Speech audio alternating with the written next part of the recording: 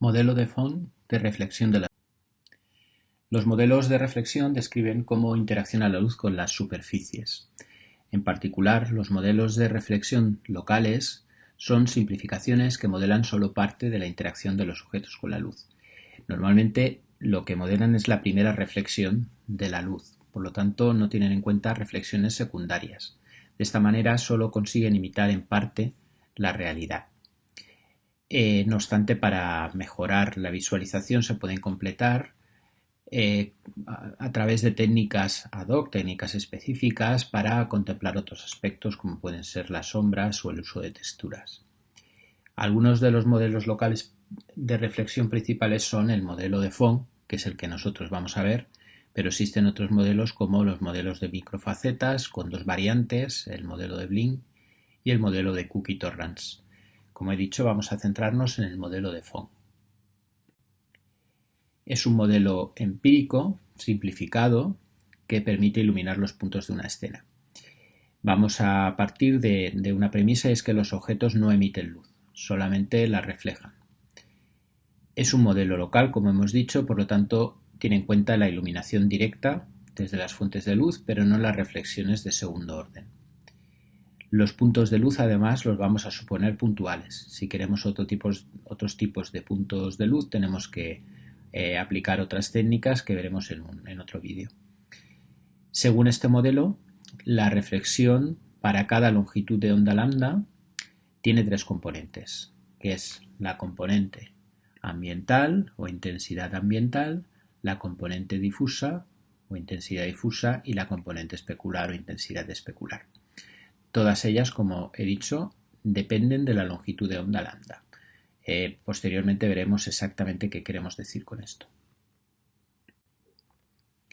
La componente ambiental, empecemos por la primera.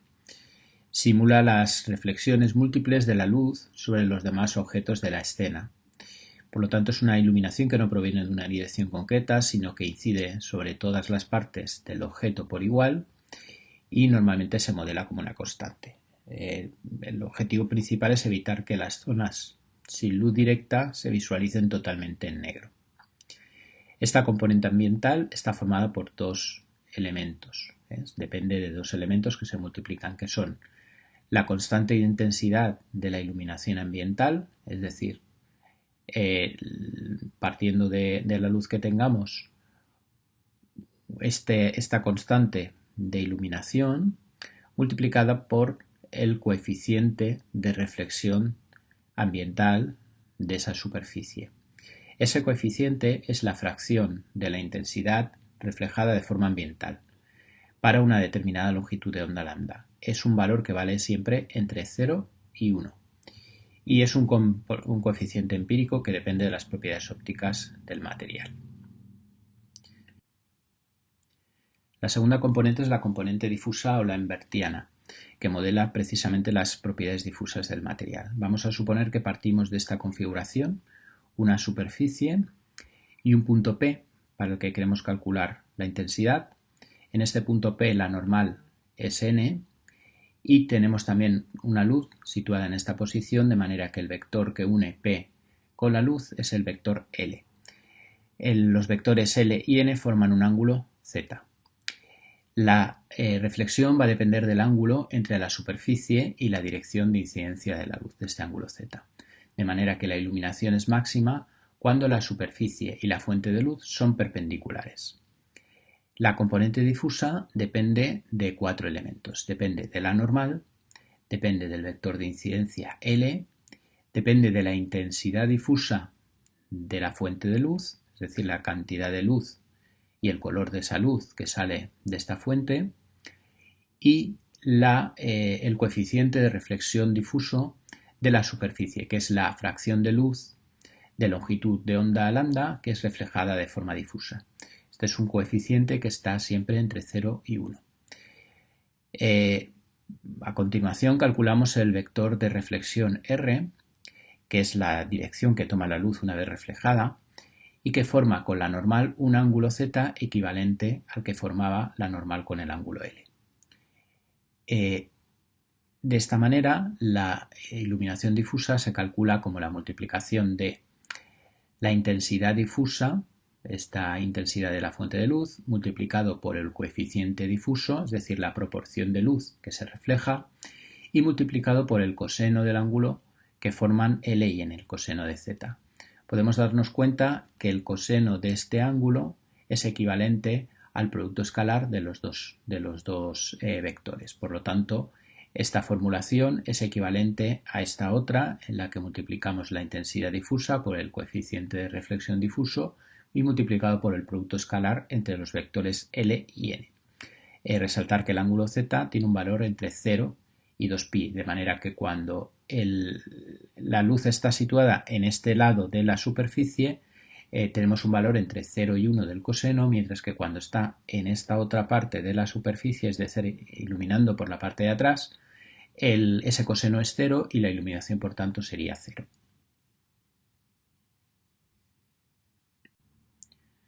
La tercera componente es la componente especular, que modela las propiedades especulares de la luz.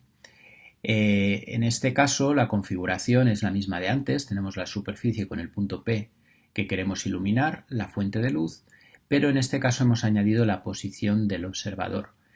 La añadimos porque la iluminación especular depende del ángulo que forman la dirección de incidencia de la luz y también la posición del observador con respecto a este punto P.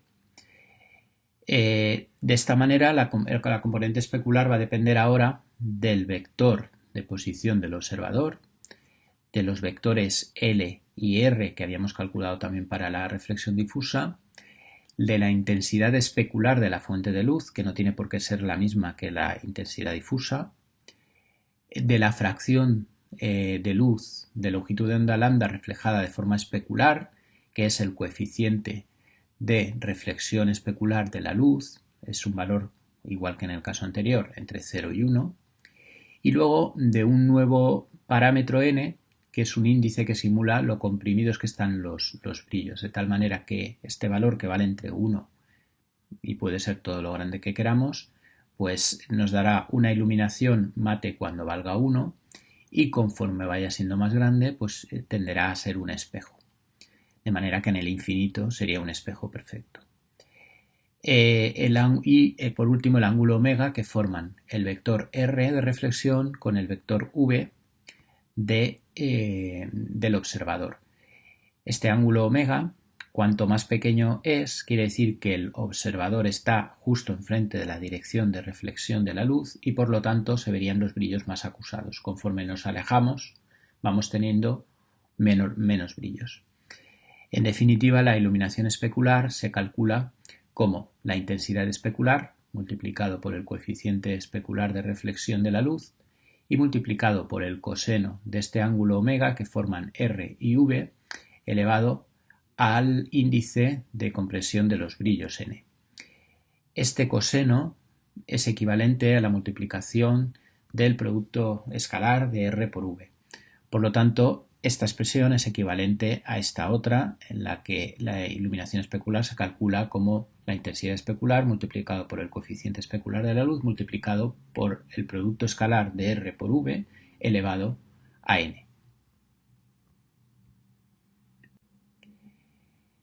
El modelo de Phong finalmente queda como la suma de las tres componentes, que sería esta expresión que tenemos aquí, donde tenemos por un lado la componente ambiental, por otro lado la componente difusa y por último la componente especular, según los términos que ya hemos visto. En muchas ocasiones se utiliza una aproximación que simplifica algo los cálculos. Si suponemos que las fuentes de luz y el observador están lejos del objeto, en teoría en el infinito, pero basta con que estén suficientemente lejos con respecto al tamaño de la escena, entonces ocurre que el producto escalar de R por V es aproximadamente equivalente al producto escalar de N por H, donde H es la bisectriz de L y V, es decir, es L más V dividido entre 2. Y este valor se mantiene constante en estas condiciones, por lo tanto ya no depende del valor el valor V de posición del observador. Esta aproximación nos quedaría de la siguiente manera. La iluminación de Phong sería la misma componente ambiental de siempre, la misma componente difusa, pero ahora en la componente especular tenemos la intensidad especular por el coeficiente especular y el producto escalar Tn por h elevado a n. Esta formulación o la anterior, que son equivalentes, aunque esta es una simplificación, nos sirve para una única fuente de luz. ¿Qué ocurre si yo tengo más fuentes de luz?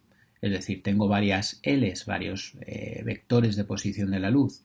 Pues en este caso lo que hago es simplemente sumar las componentes especulares y difusas de todas las luces, de manera que la iluminación de Phong quedaría como la intensidad ambiental por el coeficiente ambiental, igual que teníamos antes, pero ahora esta parte de la ecuación donde tenemos la iluminación difusa y la iluminación especular aparecen sumadas para todas las luces de la escena.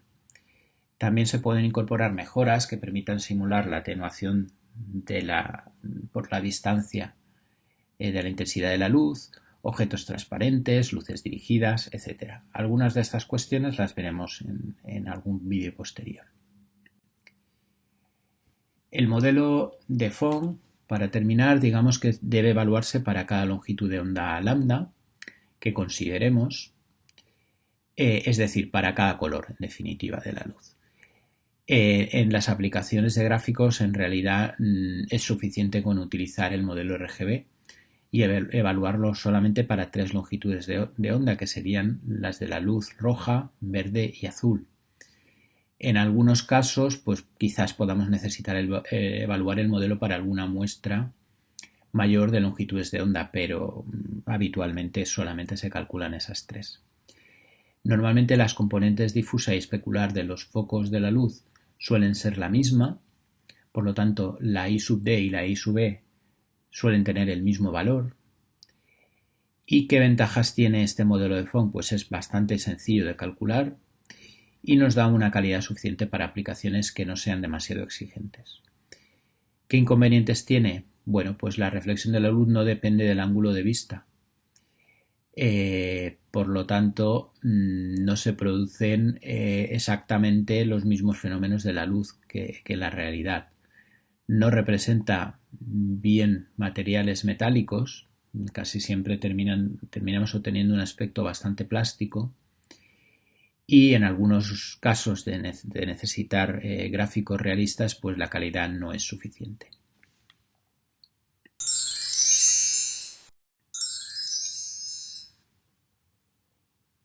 La luz.